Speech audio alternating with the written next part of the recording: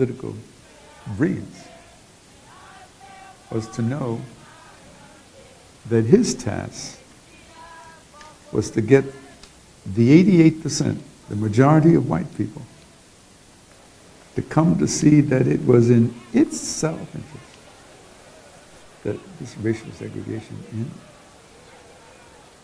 or that we be free.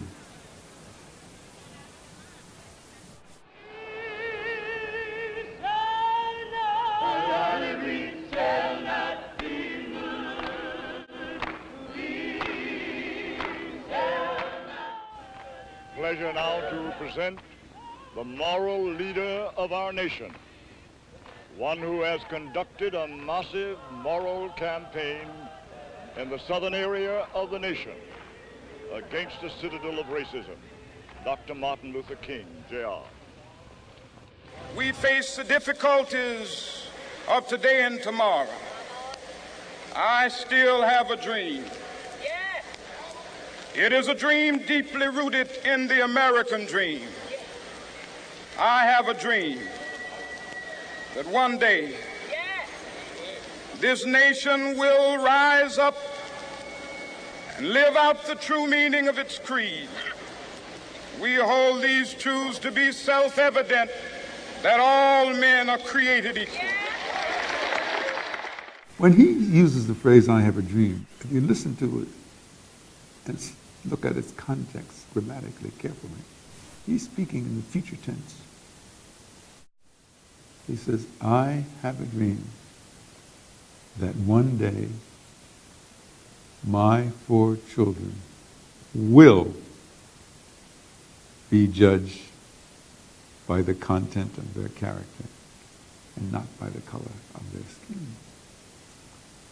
I have a dream that one day the great-great-grandsons of slaves and the great-great-grandsons of slave owners will sit down at the table of brotherhood." On August 28, 1963, he was more prophetic and had a greater confidence in America than America had in itself. He had a prophetic confidence in the goodness of America.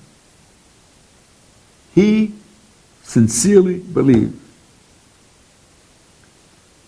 that the most racist white person in Mississippi or Alabama,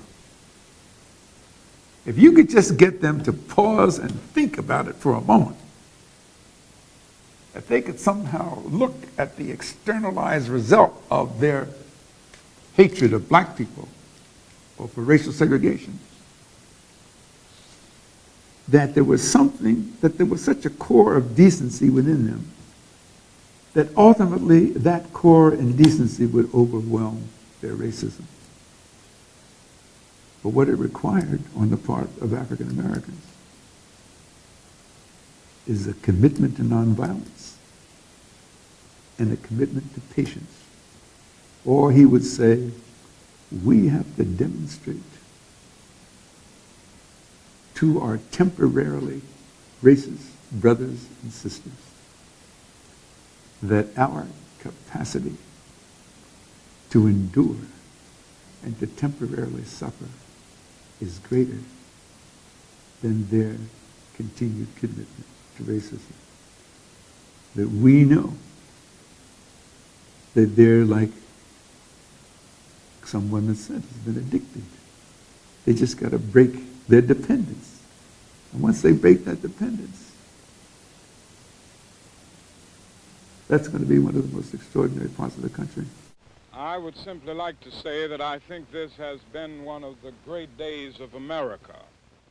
Here we're coming on the 50th anniversary of the speech by America's preeminent apostle of nonviolence.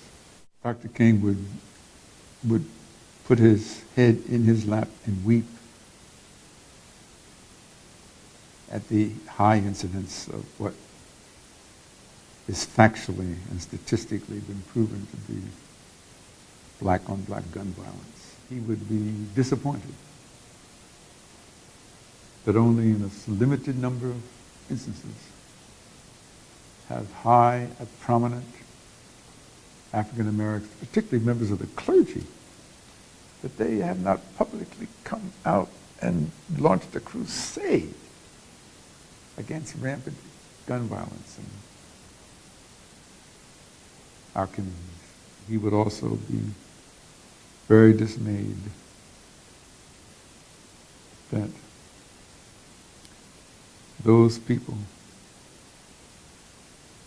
who have benefited so much from a peaceful enjoyment of their life in America from 1963 until today, where the country has not been torn asunder by racial strife, that they've been a beneficiary of that because of his extraordinary leadership, that they either have sat on the sidelines